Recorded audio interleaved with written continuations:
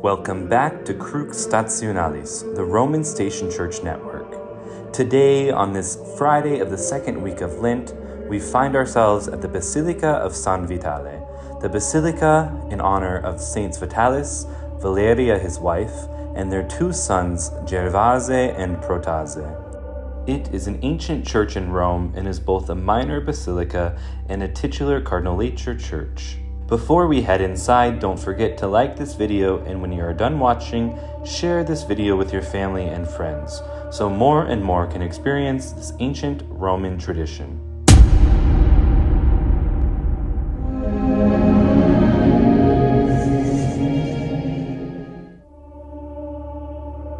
The basilica was built in the year 400 with the funds provided by Vestina, a wealthy widow, and was consecrated by Pope Innocent I in the year 401 or 402. The church was originally dedicated to Saints Gervase and Protase and called the Titulus Vestine after the widow.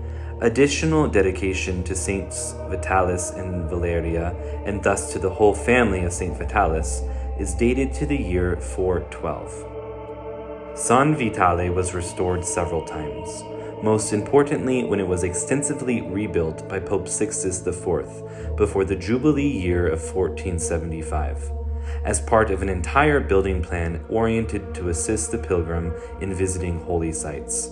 A prominent example would be that of Ponte Sisto, a bridge rebuilt for the Roman people and pilgrims, as the inscription states upon the bridge, to bring pilgrims across the Tiber River, not solely from the Bridge of the Angels, but also from a more southern point and neighborhood of town which housed pilgrims. Back to San Vitale, other interventions took place in the year 1512 under Cardinal del Monte and in 1598, as well as in 1859 by the generosity of Pope Pius IX. As you saw, we descended down a set of stairs to enter the basilica. Prior to the late 19th century, not much else existed in this area. Between another titulus, San Ciriaco, near the Roman baths, which now comprise the Basilica Santa Maria of the Angels and Martyrs, which sits in modern-day Piazza della Repubblica, and Sant'Agata dei Gotti, the titular church of Raymond Leo Cardinal Burke, which sits nearby the Trajan Forum. Not much else existed on the ancient street besides this basilica of San Vitale. The basilica has a single nave with walls frescoed with scenes of martyrdom. The apse of the basilica is a surviving part of the original 5th century church, and it is decorated with a fresco by Andrea Comodi, The Ascent to Calvary.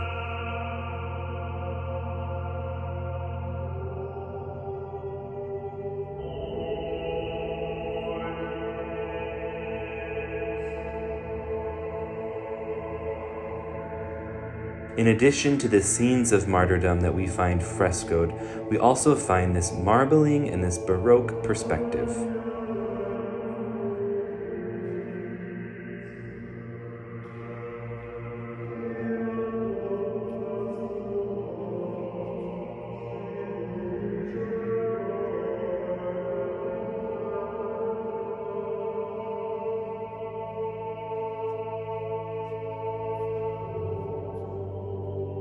On account of the calming beauty of this basilica, it really is a respite from the busy street which stands above at Via Nazionale, the street on which passes the bus lines for the 64 and the 40, which cut across the city from the train station to St. Peter's Basilica.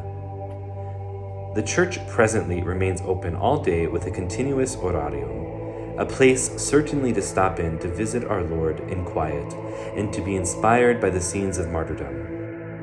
As stated many times before here at Crux Stationalis, this is the origin of the Lenten Roman Station Church itinerary. The local Church of Rome journeys from one tomb to another tomb, one relic of this saint martyr to another relic of another saint martyr. Heroic witnesses of the early church, these saints who were situated in the glorious empire of Rome and yet did not waver in their faith to Christ. And as just one example, here we have the juxtaposition of the world which fades away. The Colosseum stands in ruins in the background, and Saint Ignatius of Antioch gives his life for Christ. And so, inspired by these saints, we have to ask ourselves, are we doing the same thing that they did? Are we willing to sacrifice? Are we willing to profess our love for Christ, even if that means the glories of the world around us will fade?